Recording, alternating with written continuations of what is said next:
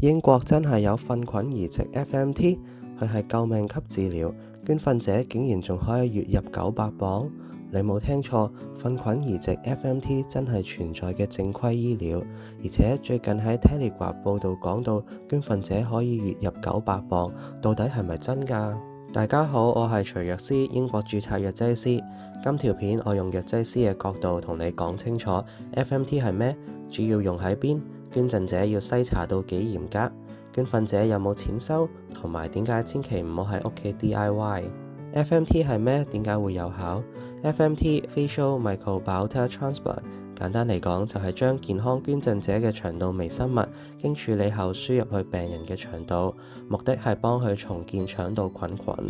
簡單嚟講就係用好菌去壓住壞菌，令到腸道嘅生態恢復平衡。順帶一提，呢樣嘢唔係新發明，喺4世紀中國就已經有人用黃湯概念去處理嚴重輻射同食物中毒。當然，現代醫療做法係完全唔同層次嘅嚴格處理同監管。FMT 最常用喺咩情況？ FMT 最有證據、最常用嘅病症係反覆性 C. diff 感染。C. diff 好多時同用過抗生素之後菌群大亂有關，可以引起嚴重嘅輻射、發燒、作嘔同腹痛，對免疫力較弱嘅人士甚至可以致命添。喺英國 C. diff 通常用抗生素 vancomycin 去醫。咁點解大家咁重視 FMT？ 因為2013年荷蘭阿姆斯特丹嘅一個研究發現，接受 FMT 嘅 C. diff 患者好多喺第一次治療後就有改善。相比之下，單用 vancomycin 嗰組效果就冇咁好啦。之後亦都有更多嘅研究支持 FMT 對反覆 C. diff 係一個好有效嘅選項。FMT 要點樣做？FMT 嘅施行方法有幾種，包括有口服膠囊、經鼻胃管入腸，或者經內窺鏡直接入大腸。做法會因為病人需要同中心安排而唔同。重點嚟啦， FMT 最難唔係技術，而係捐贈者。只有少於2% 願意捐贈嘅人可以通過篩查。咁點解咁難呢？因為捐贈者要符合好多條件㗎，例如幾乎冇病史，除咗例如扭傷、骨折嗰啲，一段時間內唔可以用抗生素，冇近期高風險旅遊歷史，冇慢性腸道問題，仲要可以配合每日特定時間提供樣本，而且仲要過5關斬6將，電話初選、身體檢查、抽血檢查、糞便檢查等等。而且有啲中心對捐贈者嘅體型亦都好謹慎，因為曾經有案例觀察到受贈者可能會出現體重改變嘅風險。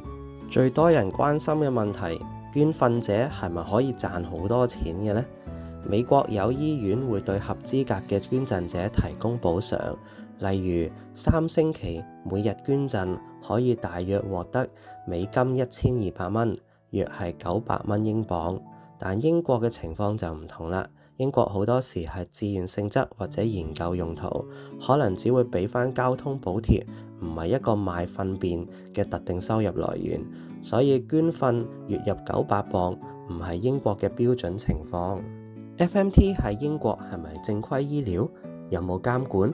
英國 NICE 喺2014年出過指引，支持 FMT 用喺符合條件、反覆發病，而且對標準抗生素治療無效嘅 C. diff 病人。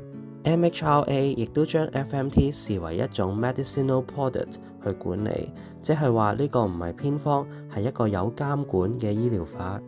記住千祈唔好屋企 DIY 啊，因為真係有人去黑市、網上論壇揾最佳 sample， 然後屋企自己做，呢種做法好危險㗎。有個好好嘅比喻，冇人會接受一袋未經篩查嘅血去做輸血。同樣道理，未經篩查嘅糞便樣本都可以帶嚟嚴重感染，後果會好嚴重。問下大家，你之前有冇聽過 FMT？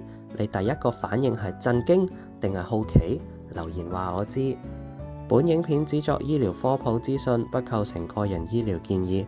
想睇更多關於英國醫療同用藥資訊，記得 Like、Share、Subscribe。我 YouTube Channel 上有完整嘅播放清單。有問題或者有想我拍嘅題目，留言話我知，我會盡量解答同安排。我係徐藥師，我哋下次再見。